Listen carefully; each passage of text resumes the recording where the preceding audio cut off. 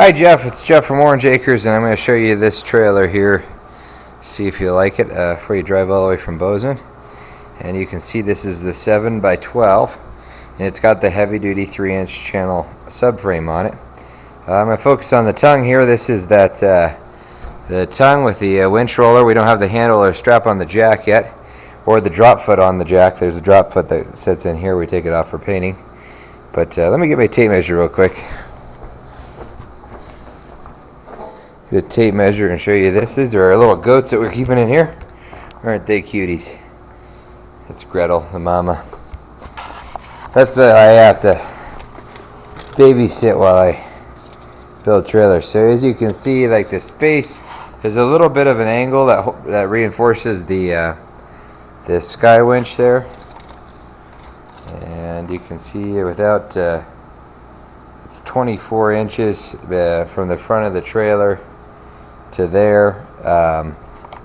The distance right behind the winch is about 34 inches right in here somewhere. If you're going to go back here, you can see I put some extra loops on this one for you if you want it. If not, somebody else, like I said, it'll be fine for somebody else too, but those extra loops there, you could put a piece of wood on top of this and then go up through those loops with some bolts and some washers. So you can see it's got the stake pockets all the way around. It's got the stake loops on the side for tying down, and loops there. So, and then more stake pockets. Stake pockets are centered on 2 foot, so if you put 3 4-wheelers sideways, they will straddle it, so you can go right to the trailer hitch or the front bumper of each 4-wheeler. I would spin the winch roller to show you how smooth it is, but I don't want to mess up the paint on it at the moment.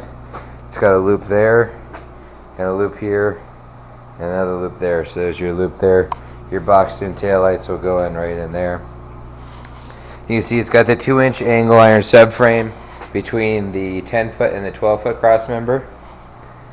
And then it has the full-length 3-inch channel subframe that holds the axle all the way up to the front, up to the number 2, and that's where your A-frame, tri-frame, this is a tri-frame, but the A-frames on your tri-frame connect.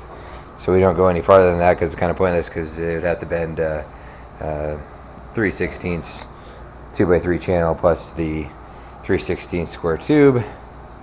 You can see that ties all the way back. This is your deck tie-down bolt, and those bolts there that are welded to that 2-inch angle iron go down through those holes right there, and there's a little bump stop there, and that basically that'll bolt your boards on. There'll be a lock washer on that. That's the under spare mount I told you about in the email, and you can see there's a couple loops there, so you can put a safety chain up through the inside of it. You're gonna need to get a piece of chain and a couple of Add-A-Links that have those little screw things on them, and that way you can attach that on there, and you'll have not only with the tire bolt up to it, but you'd have a safety chain that holds it on. I really, like I said, for liability reasons, I don't warranty them whatsoever, because what happens is people drive through ruts and drag the tire, or anything else happens to it. You hit road debris, it falls off. It's too much liability. So, but it's there if you want to use it. You're at your own risk. So that's the way those work.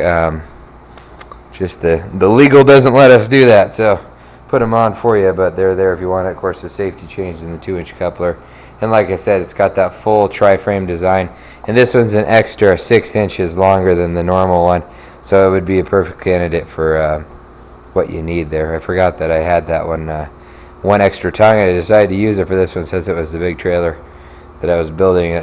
This is the last 7x12 I'll be building for about 2 to 3 weeks, I believe. I've got a couple others that I've got to build that I have all the stuff for that I will be working on with. So let me know if you want this one, and like I said, if you for sure know the measurements of your bike or something like that. You said you had a motorcycle.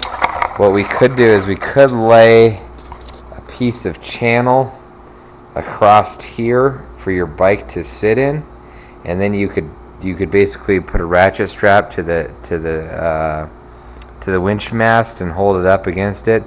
or like I said, you could do just take it as it is and put the put a 2x6 on there or something like that, so you can set your motorcycle on that. I'm assuming it's a small motorcycle. I don't think it's a great big KTM or anything, but I'm thinking you got a little Yamaha that you just throw on the front and padlock to a tree whenever you go out and float, because that's what I do. I used to take my bicycle with me. So, but anyway, my number again is 370-5466 if you need to get a hold of me. Tomorrow the paint will be dry. I'll get the wiring and the stickers, and then the decking will be done after that.